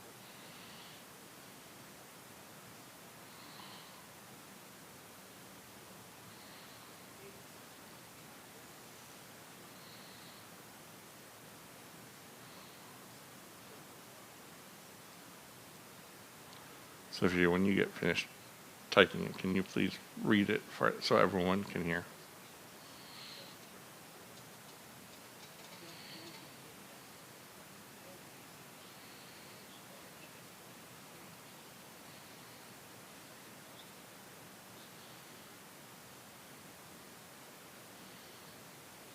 I have the motion as motion to move forward with a road mix parking lot in front of the duplex, if feasible. Does that look good? Steve, are you still approving the second? Okay, did everyone hear what the motion was? Okay. All those in favor say aye. Aye. Those opposed say nay. Nay. Okay. Motion carries. Who's going to determine if it's feasible? So we will work on fundraising for that, and It's those two up there.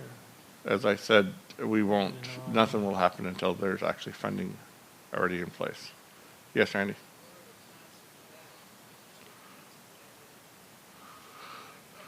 So the question is the park area in the back, and I didn't touch that on my facility committee report. I apologize for that. That's been pretty much on hold only because we've been waiting for the developer next door. The problem is what they're wanting to do right now is put in apartments down on that end. What if they did that? We would need to make sure we'd have to do all that. One of the things that they're doing is possibly moving the canal from where it's at now to the north end of the property. And that would be part of what they would be paying for, is moving that canal. If they do that, that would shift a ton of stuff for us.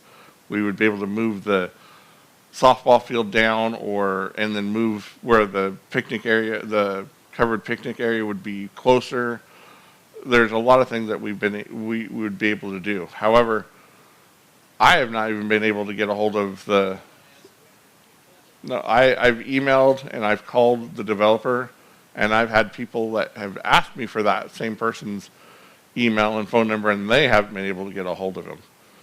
So I don't know what's going on next door anymore, because what I was told last time I did talk to them was last fall they were breaking ground for this end of the property.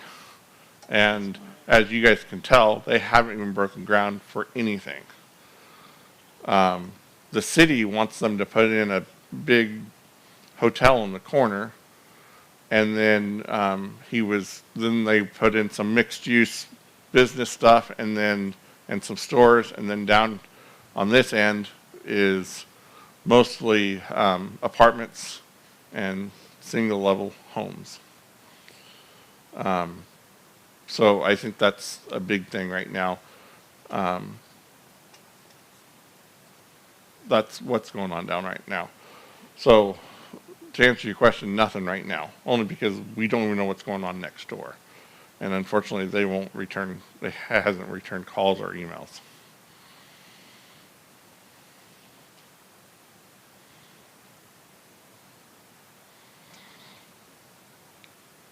If you guys looked at our May, June issue that actually saw the meeting minutes from last year, no? I thought it was in there. The meeting minutes are printed in the Camp Meeting issue of the Axe magazine every year. And we just don't have space to print the minutes in the Axe magazine in the May, June issue.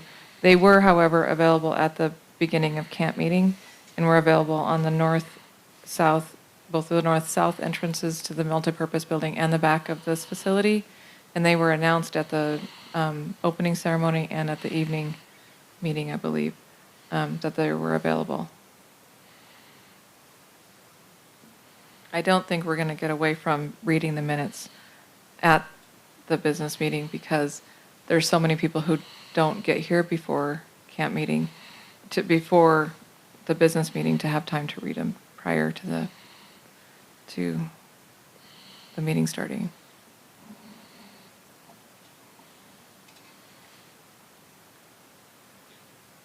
Okay, do we have anything else on that one? With that I don't know. business? Is there any other questions on the printing of the minutes in the Axe magazine? If we're not going to be able to do that, then why present them at the beginning of camp meeting? Why do we go to that expense if we're not going to use them at the annual business meeting? I believe it's so that people can formulate any questions that they may have, for those who would like to know what's there, so that they can pre-plan if they have any questions for today, questions or concerns. And also, I would mention that it costs us less than 10 cents per copy. And also, that's overstating the cost, because we very seldomly ever make our click on our black and white, so they're almost free to print. We still have the minutes out there so that people can see them, is what she's saying.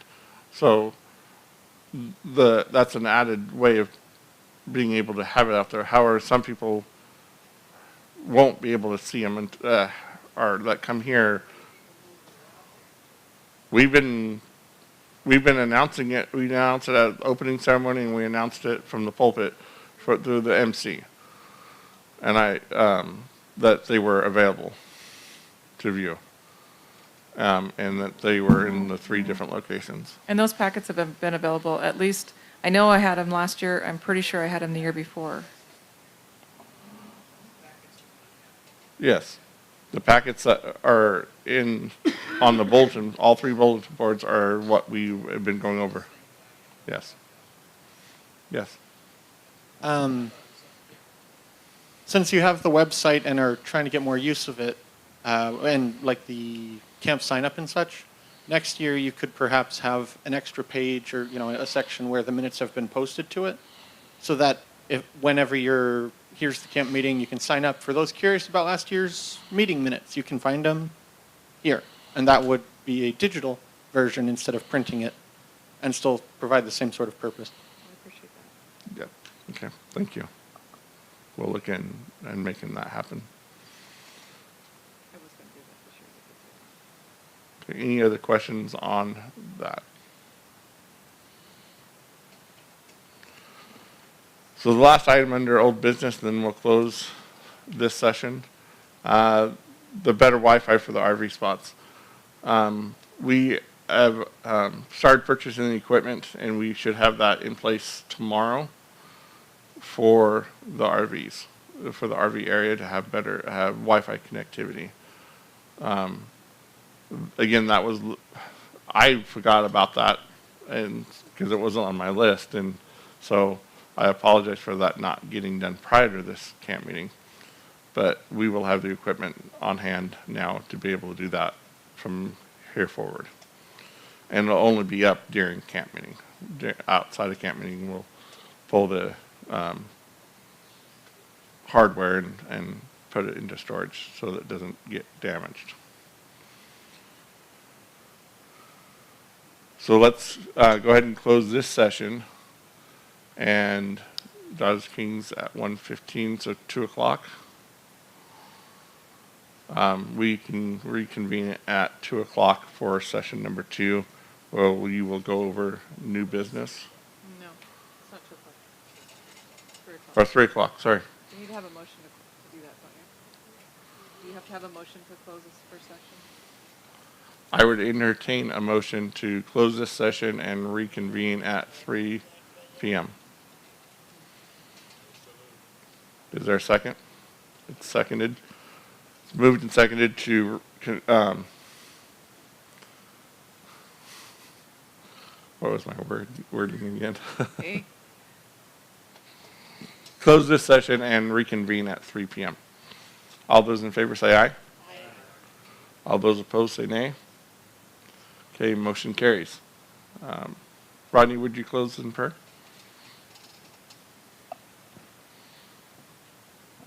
Heavenly Father, we thank you for this opportunity to do your business. We ask for your blessing on the things that we've decided. We also especially ask for your guidance to